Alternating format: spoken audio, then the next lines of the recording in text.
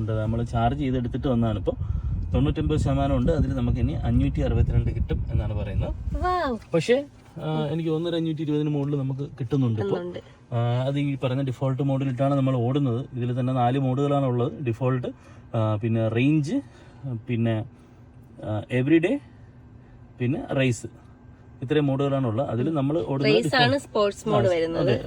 ഈ പറയുന്ന എവറിഡേയിലാണെന്നുണ്ടെങ്കിലും നല്ല ഇതാണ്. പക്ഷേ ഈ ഡിഫോൾട്ടിൽ തന്നെ നല്ല പിക്കപ്പാണ്. ഡിഫോൾട്ടിൽ തന്നെ നല്ല വണ്ടി നല്ല ഇതിന് പോകും പിക്കപ്പ്. അതെ. അപ്പൊ ചേട്ടാ ഇത് ജസ്റ്റ് ഒന്ന് മാറ്റി കാണിച്ച ഡിഫോൾട്ട് അടുത്തത് ഇടുമ്പോ എത്ര റേഞ്ച് ഉണ്ടെന്ന് കാണിക്കൂ.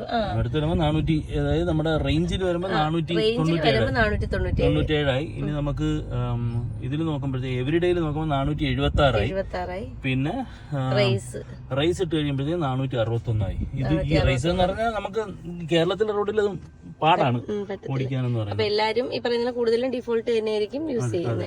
അതിനകത്ത് 562. പക്ഷെ ഇതിന്ന് ഡിഫോൾട്ട് റേഞ്ചിലേക്ക് വരുമ്പോഴത്തേക്ക് നല്ല വ്യത്യാസമുണ്ട് കേട്ടോ. 497 അതായത് 62, ഏകദേശം 65 കിലോമീറ്ററിന്റെ വ്യത്യാസം വരുന്നുണ്ട് ഡിഫോൾട്ടും. എവറിഡേ ആണെങ്കിൽ പിന്നെയും കൂടിയാണ് കുറയത്തല്ലേ ഉള്ളൂ, പിന്നും കുറയുന്നതാണ് 476. ഓക്കെ. അപ്പൊ അതൊക്കെയാണ് കാര്യം. എന്നാലും ഒരു ആവറേജ് നമുക്ക് 520 തന്നെയാണ് നമുക്ക് കിട്ടുന്നത്.